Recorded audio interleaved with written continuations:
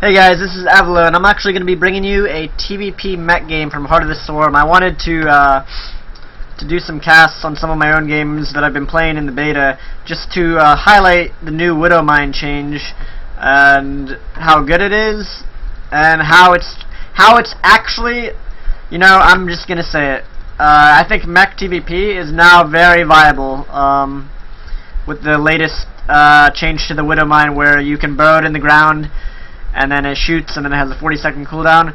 It's actually made mech viable, which is crazy to think about, and crazy, you know, in a good way. It's also made the matchup a lot more interesting, and made Terran a lot more interesting for Heart of the Swarm. But so we're gonna go ahead and get started in this game. I'm the red Terran, and my opponent is the blue Protoss here. I'm gonna put it on ×2 for a little bit. But what I really wanted to go in depth on is the Widow Mine. What it allows you to do. First of all, while the game's just starting, we're making SUVs. We're just doing standard builds basically. But the thing that I wanted to note is in Wings of Liberty, there are a couple reasons why mech doesn't work. A, the Immortal. The Immortal just hard counters mech units. It was designed to basically destroy mech. But B, there's preventing backstabs is difficult for mech, and C, anti-air. Mech has a huge difficulty dealing with tech switches from the opponent, as well as all-ins. That's probably the fourth thing. And what the Widow Mine in its current form allows Terrans to do is, you have much better defense coming from purely the factory to defend against Protoss all-ins and shenanigans, which, you know, lets you open mech. It lets you actually open mech. You can open with factories without a starport, without an armory, without, you know, all these. That's the fifth reason in Wings of Liberty. Let me pause this real quick. But that's also the fifth reason. There were some I guess you could say underlying reasons. One of the underlying reasons why you couldn't open, quote unquote, open mech in Wings of Liberty was because if you opened pure factories, you didn't have any anti-air options, and since you didn't have anti-air, you had to sink money into starports, you had to sink money into a Raven for detection, you had to sink money into an engineering bay, you had to do all of this extra stuff just to be able to survive, and you know, that intrinsically made mech bad. But what the new Widow Mine actually helps against a couple of those things. First of all, they gave it the ability to detect, so now it helps against Dark Templars if you position it. So there's one Protoss all-in or aggro build that you can now deal with if you position mines really well.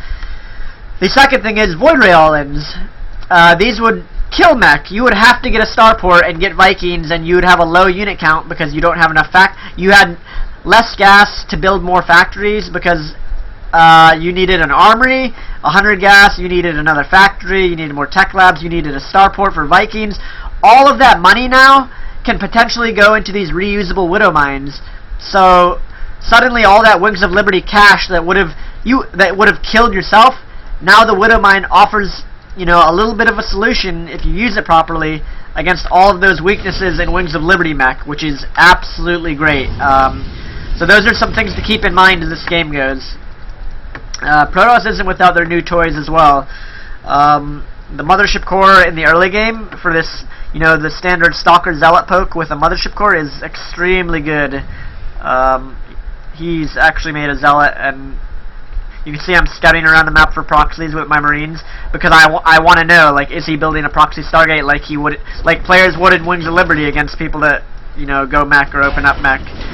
So you can see here I'm doing a reactor Widow Mine opening, which I think I made a post about this ages ago, not ages ago, but about, like a month ago, after I had played the beta at Anaheim, that I believe a reactor Hellion or a reactor factory opening could become the standard, and I think it may just be the case that this may be a good opening now in TvP. So you can see this comes so early. The Mothership Core, he's trying to harass the wall. I burrow the mines. And this is huge. This is huge. The ability that you have to be able to reuse these mines, it's changed everything. Whereas before, these mines would have been used up on these units, and he could have kept pressing with, you know, other units, it would have made you not able to open mech, open with factories. But now you have an anti-air option. You have, you know, the cloak option. You can, you know, possibly hold off cloaked stuff, just like you could with the spider mine. And of course, if you position buildings well, that helps as well. So you can see he's building. He's just doing normal expansion, 1 gate robo and triple gate afterwards. And I think what will end up happening is the metagame is going to shift in TvP. Protoss players are going to want to go robo, or they're going to want to open robo, which is fine, you know.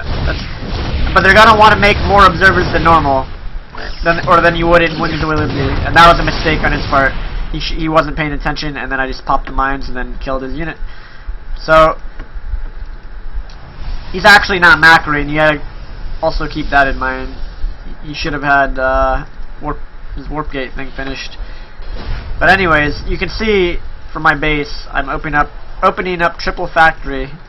So all factories, and you know, you feel pretty safe from the air. Like, you feel, if he did have a void ray, you wouldn't just flat out die. I guess that's the most important point. You wouldn't just immediately die. And now this is another thing Protoss players are going to have to start learning. You can't just walk units into mines. Like this observer, that's too close to the mines right now. Why is that close? So that's the other thing. You see some people already starting to complain about this unit. But I would argue the spider mine is actually even more powerful than this, because you get a vulture with spider mines, and there's 0 supply. These are 2 supply. But the thing is, you know, Protoss players are actually going to have to control their observer and their units. You can see he just has his thing shift queued on these mines, and he doesn't move his observer, and the observer dies. That should have never happened. So as you can see, just trying to harass a little bit, get as many probe kills as I can there. Blink Stalkers are also going to be really good against mech. Blink Stalkers already were good against mech. But yeah, so the mines offer map control, and so the theory is you're going factories. From the reactor factory, you build widow mines. From the other 2, you build siege tanks. And you can see I'm getting on eBay now, trying to lay mines. You get a little bit of map control. These are great for map control. Once they kill something, you just unburrow and run away so that you don't lose your mine. You can see he's building observers, which is that's a good idea. There's a lot of gas being saved up. Now, at this stage in the game, what I would argue is if you're Protoss, I think what'll end up happening, and we may not see it for another week, maybe 2 weeks, even 3 weeks. But I think what will end up happening down the line is, when Protoss guaranteed knows you're going mech, they're going to build a Stargate and get a fleet beacon and get maybe like a Tempest or 2 early on, just to help. Or, you know, maybe even double Stargate carriers. You know, there's some interesting stuff that you can do when you know your opponent's going mech. So let's speed this up here, building a wall. I have mines, a couple tanks. The other great thing about the mine now is it really feels like a core unit, which is what Blizzard said they really wanted to do. They wanted to make the mine into a core unit, and since it doesn't just die upon one use now, you know, it's actually a unit that, you know, it feels like a mech unit, which is great. You know, you siege up tanks, you siege up, you know, essentially you burrow mines, you siege up Hellions, put them in battle form, you transform Vikings. There's like a lot of, you know, you're gonna have to manage your units properly. Now, what he should be doing is making immortals at this point. He is making a good amount of observers, which is great. But this right here, this is one of the things that, once again, I'm going to mention it again, people need to get used to this. The Widowmine is a new unit, so people don't understand, you know, what to do against it. And they're doing stuff like this. This is bad. Very, very bad. If you can imagine Brood War, let's imagine a Brood War game. And I'm mentioning Brood War because people can actually, you know, take things from Brood War and apply it to playing against Mech, against Terran as Protoss in Heart of the Swarm. But if you guys remember Brood War, let's imagine these are Dragoons. and let's imagine that there's spider mines in the game, or, you know, a mine. You can't just blindly walk out of the map like this. If I had a mine here, like, what you need to do as Protoss nowadays, you know, or what you're going to have to do is, you're going to have to lead with an observer and be very careful and pay attention to your units. You cannot just 1A across the map now. You cannot do that. And that's what a lot of, you know, people in the forums aren't quite grasping. The Widow Mine is a unit that, you know, it's offering map control. It's breaking up the death ball exactly as Blizzard intended it. This will no longer cut it. You actually have to pay attention. So moves like this are actually now, you know, what if there's a mine? You lose a stalker, lose 2 stalkers, 3 stalkers. Look at how far across the map he's moved without an observer. This is unacceptable. And Protoss players, you know, you're going to have to adapt. You can't move across the map blindly anymore. This is not going to work. I just wanted to mention that. Like, if I was using these mainly for defense. I didn't even have them on the map. But if I did, you know, and as I get better with using the mine, and as others, you're going to be able to do that more often. So you can see I have a mine here and a tank behind it, and it's an okay deterrent against Blink Stalkers. It's working out pretty well. You can see Blink Stalkers are still pretty good though. Blink will also become more common in general, not just for all-ins. I know people know about those Blink Stalker all-ins, but Blink in general in the matchup is going to become much more common as a utility against mech.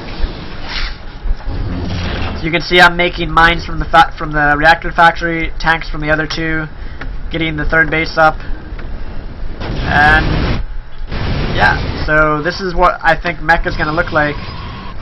You know, you got the tanks, you got the mines. I've actually been experimenting doing like Brood War style slow pushes. What I'll do here, so what I'm doing here is I'm moving out with a bunch of the mines, the floating barracks for vision, and then I'm bringing a couple SCVs. There's 3 there. The SCVs are actually going to be to build missile turrets and sensor towers along with your push. And then you scan ahead, probably and then I scan ahead to check where his army is so that you have that time to siege up, burrow your mine, siege up, transform your Hellions, etc. And you'll notice I'm building a missile turret, building another missile turret, sieging up, burrowing, and this is like, you know, this is pretty intricate. It's like, this is mech, man. I love it. Initially, when they did the change to the Widow Mine, I thought to myself, like, is this really gonna, you know, change anything? The mine still technically sucks late game because it takes up the 2 supply, but as it is now, it seems like it's good. It seems pretty good. The first couple times I tried it, or that I was doing this, you know, it wasn't working so well, but after doing it enough, you know, it feels much better. And you can see this will be, I believe, from Protoss, a common response. Getting the Stargates earlier to counter mech. Stargates are the counter to mech, and it's up to the Terran, of course, to scan and keep track when the Protoss is switching their tech and then respond appropriately. Although, to be honest, what you're going to see in a little bit is that carriers are better than Tempests against mech. So you can see I have this set up here. Let's look. And then I move forward the mines, and then I siege up in a moment.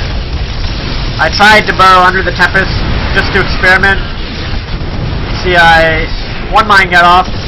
Where's his observer? I do not know. I have no clue where his observer is. There's one with his Blink Stalkers and a Warp Engine there. So you can see I'm sort of slow pushing into his base. The mines and the tanks behind it, and then macroing. You can see I have the armory, although I haven't even started upgrades. That was sort of bad.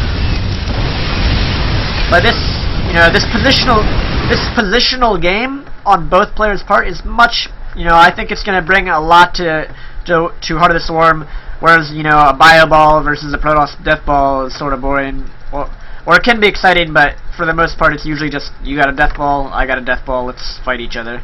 Whereas this is like, wow, I have these mines positionally here, I have, you know, the missile turrets, ideally a sensor tower, and then then the Tempest. What is the range on these? It's 15 range by default. That's actually, I think it's good. It makes a nice positional interaction between mech and Tempest, because now he's like, oh, I gotta keep these out of range, and I can't, you know, my units can't that's the other thing. My units cannot shoot up. Tanks can't shoot up. The mines can if they're able to burrow under that, and that's a huge if. As people get better, it's going to be much more difficult to simply run under something and burrow. So, you know, I still have pure factory, so, you know, mech, it's looking viable.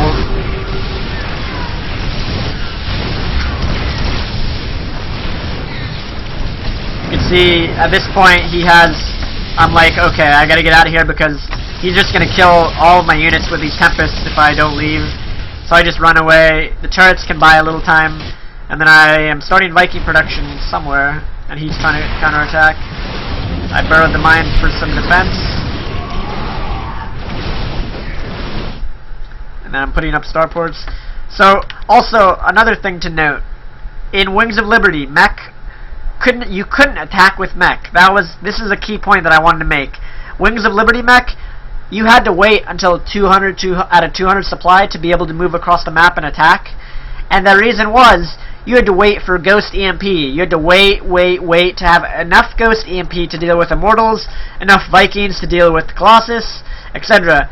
So the Widow Mine sort of fills in that gap as well. Instead of waiting for EMP, you can utilize the mine, and then after every time the mine uses up, you're waiting 40 seconds instead of, you know, waiting for a Ghost, waiting for EMP, waiting for 200 out of 200. Now there's opportunities in the mid-game to actually do stuff with mech, which is fucking awesome. Like, that's what every mech player should want. So I'm just gonna speed up through this game here. It's the end. You can see he's starting to get a lot of Tempest. I think carriers are a much better option. Much better. Have a lot of mines. So like I said, these are taking the place of Ghosts in your army to deal with you know, Immortals and such. Have tanks, Widow Mines. I should have some Hellions. Sometimes you want Hellions, sometimes you don't. And then of course the final, you know, piece of the puzzle is the Vikings for the anti-air.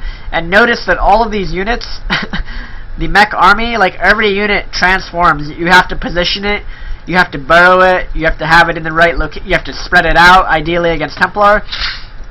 And then these, you know, you have to decide, do you want them in vehicle mode for mobility, or do you want them in battle mode? So, it's an entirely different beast than Bio. With Bio, you make Marine, you make Marauder, you 1A, and then you run away. With mech, you know, I'm not saying it's harder or easier, but it's different, which is great. It's, you know, it's really nice. So I think this Widow Mine alone, people should be happy. People should be fucking ecstatic that they removed the Warhound, because the Warhound was a 1A bio unit, essentially. This adds so much more to the game. It makes it feel much more like Brood War, in my opinion, in a good way. I'm not saying that it is Brood War, because it's not. It's StarCraft 2, but it adds more depth. It gives it more depth. And then you can say I added in a couple Thors there. And the great thing is, Blizzard can obviously build on this and change the unit, tweak it, however it suits their needs. But yeah, the thing I would advise is people saying that this is too strong or too weak early on, and I know I'm being a hypocrite here. I admit that I'm being a hypocrite because I said the mine was too weak, but that was my initial reaction, and you know, that's what I'm sort of, you know, backtracking here. Because my initial reaction was, this is not going to work, this is stupid. But it seems like it's working out way better than intended. I've played at least literally 50 games now using the mine after the patch hit. You know, so I feel like, you know, it's really good. It fills in the holes with mech pretty well. And then Vikings are, you know, the thing is, Vikings are your only anti-air in terms of dealing with late game unit compositions. Like, Widow Mines are not going to be able to deal with this. That is the one disturbing thing. If Templar plus Storm plus Tempest against Mass Viking and Carriers is going to be really good. You see here the final engagement. So it wasn't really the mines that killed the air. It was the fact that I had a lot of Vikings with my mech. So yeah, you know, normally you would need Ghosts to deal with stuff like this, but now you can build the mine. You should still probably build a couple Ghosts, And not to mention the mine is 25 gas, whereas 1 ghost for an EMP is 100 gas. So that's actually allowing you to build, you know, tanks instead of ghosts as well, which is great.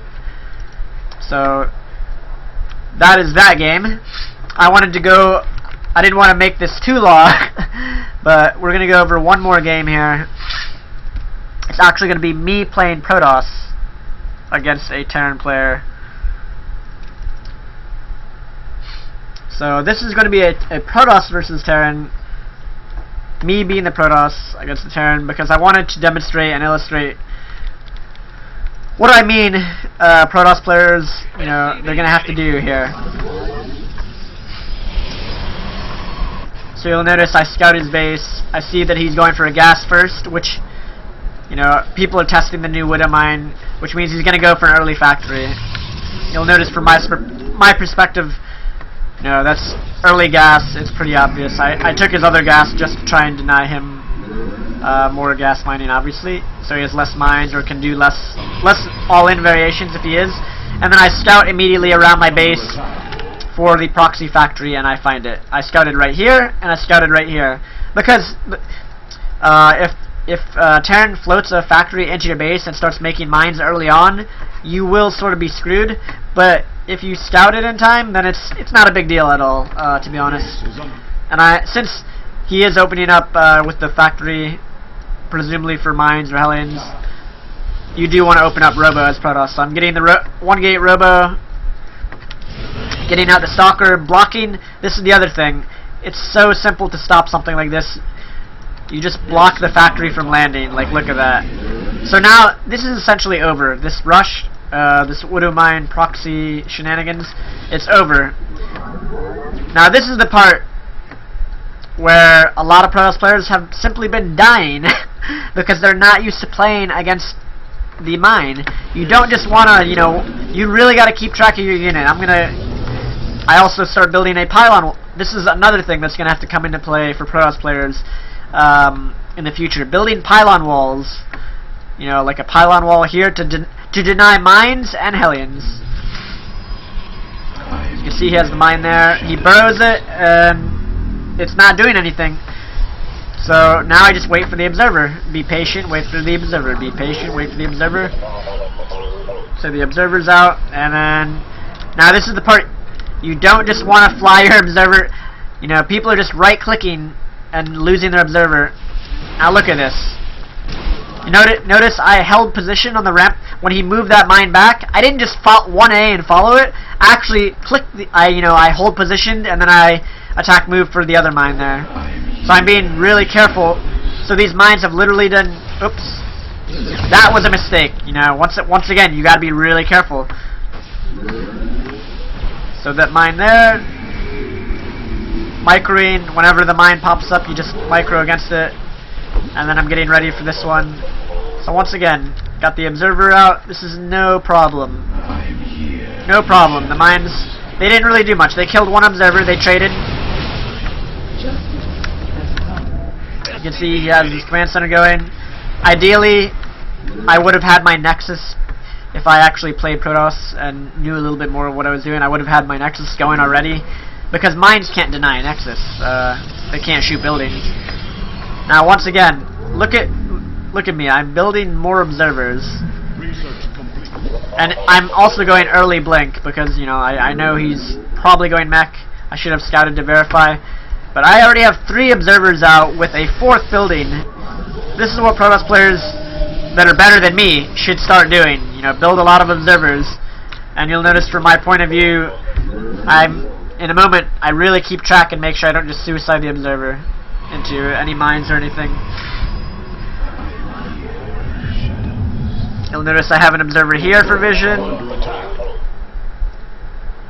so I can see what's going on the map. I'm making another observer right now. I have 5 observers on the map. So you know, it's just something that's going to be more commonplace in my opinion. It makes sense. If Terrans are going to be making a lot of Widow mines, then you're going to need more observers. It's pretty. That's also, you know, how it was in Brood War. Like, if there are a lot of spider mines out, you needed, you know, at least 3, 4, 5 observers. At least when you're moving units on the map. That is one thing. So I sort of knew the path was clear, so I moved freely there. Killed the mine there, blinked up. Didn't really do as much as I wanted to, and then I just blinked out. And the other thing, Protoss against mech, you want to take a third base faster than you normally would against bio. That's another lesson for Brood War that Protoss players will need to do. Whenever you 100% know they're going mech, take bases quicker than you actually normally should, because mech players cannot punish you from taking bases early. At least not in the form of outright killing it. They can harass your probes, but they're not going to be able to have enough damage output to kill the nexus itself. And this is where pylon walls come in. I should have pylon. The next round of pylons should be walling off here, or kill the rocks. You'll notice I have a pylon wall here already to deny Hellion run-bys. These are obviously in place from earlier. I have an observer there, and I'm keeping track in front of his base with the other observers.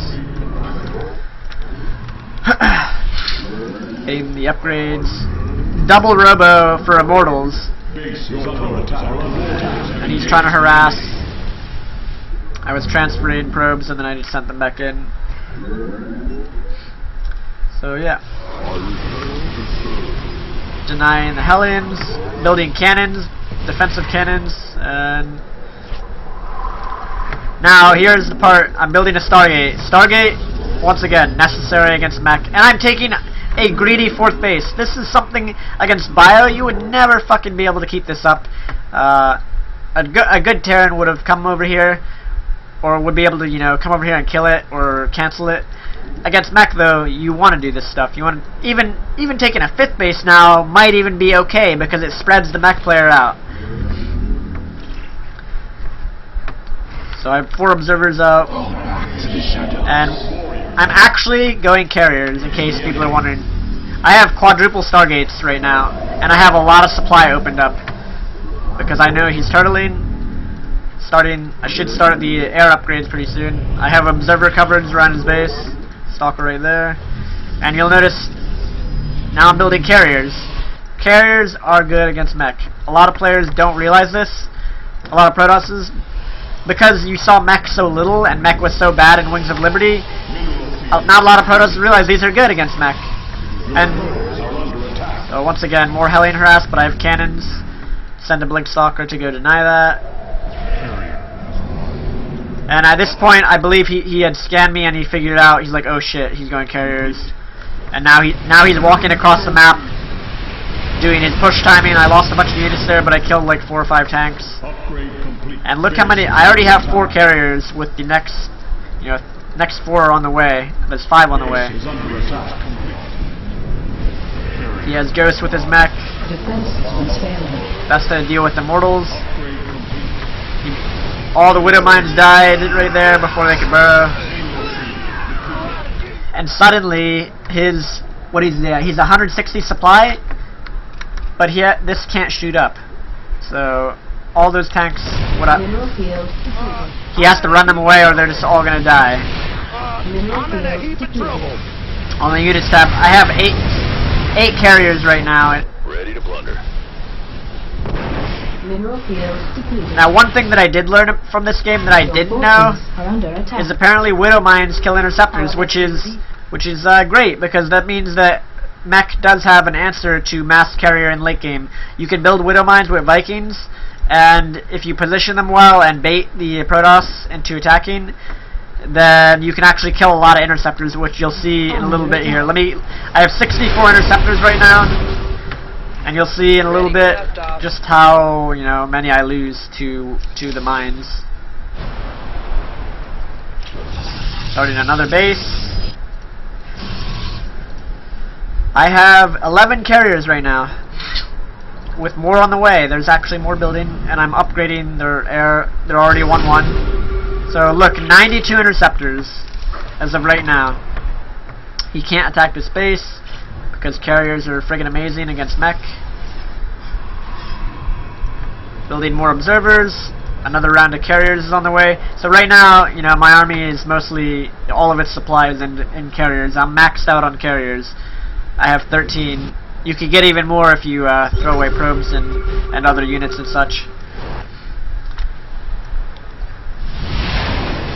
So 102 interceptors, keep track of that. I have 102. And he had 13 Vikings. Now they're all dead.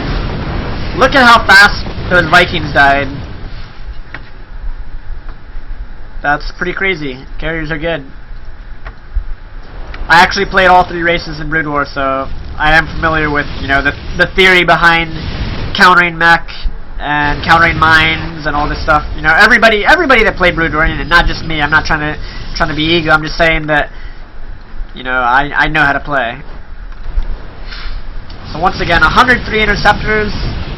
Those mines died. Now let's check this out. Let's go slow-mo.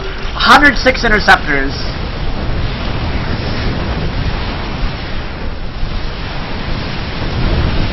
I just lost a bunch of interceptors to the mines. I just lost like 30 interceptors in 2 Widow Mine blasts right there. And then I lost another 10 there. So that's actually huge. Widow Mines on defense against carriers apparently are going to be really good when the interceptors fly in. Although it is sort of, you know, a little bit of luck on whether or not the interceptors get killed all at once, whether what the Widow Mines target.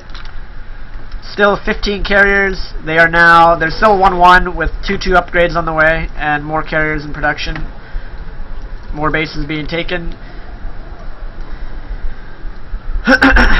And the Terran right now is building mostly Vikings. Vikings and Widow Mines, essentially. And missile turrets, of course. And I'm taking the center of the map with pylons, or I will be in a moment. Let me speed this up. Once again, I just flew in there and I lost so many interceptors, but boom. I also now included some Phoenixes with the carriers. Offensive pylons. Now, this is clutch. This carrier plus Templar Storm against clumps of Vikings is insane. Like, that's actually like, I'm worried as a Terran myself.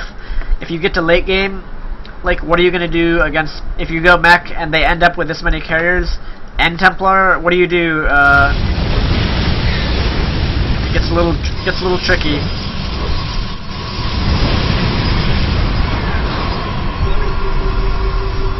Notice I have 6 observers out. The carriers are now 2-2 with 3-3. Well, it should have been on the way, but it's not. There's dead. All these mines, these Vikings. 14 carriers, 8 Phoenix, 5 Templar, 112 interceptors. So once again, look at these. A lot of those Vikings are in the red now, or they just flat out died.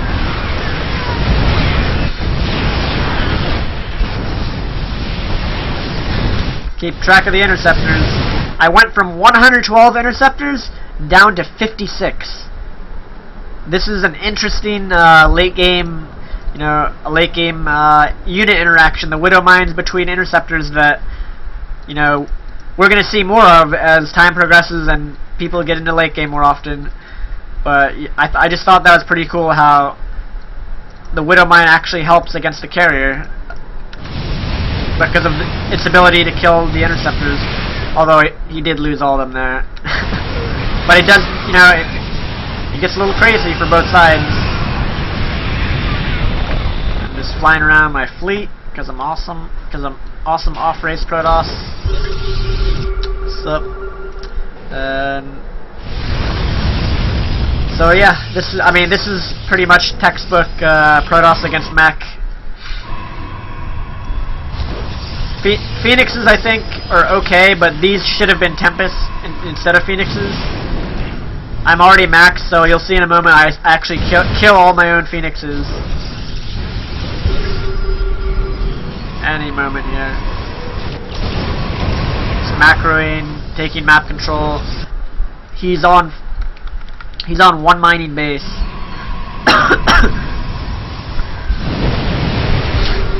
103 interceptors and then 102. So once again, the mines are really good against interceptors. And I actually just killed all the Phoenixes there. You didn't see it, but now I'm building Tempest. Then he's saying you can sit there all day. So yeah, this was, you know, and then of course you have the mothership as well. So this is the final thing. All those Vikings just waiting to be stormed.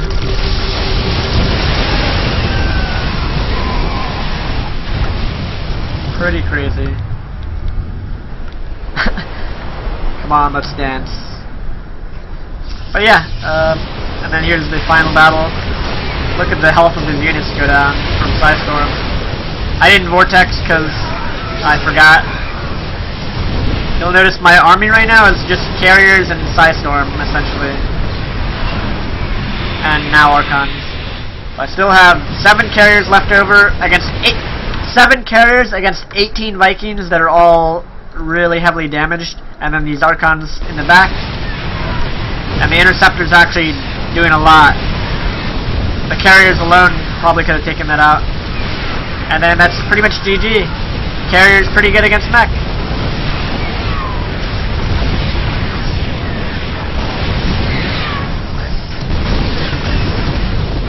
See the mines there, I didn't have an observer.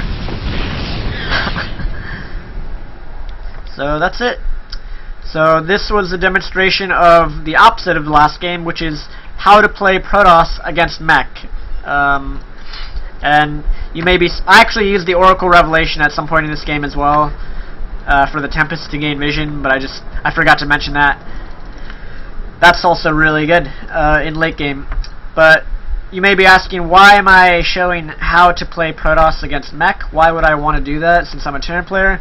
The reason being, people need to understand, just because a unit seems like it's strong at first doesn't mean that it doesn't have counters or that it's actually, you know, overpowered or underpowered.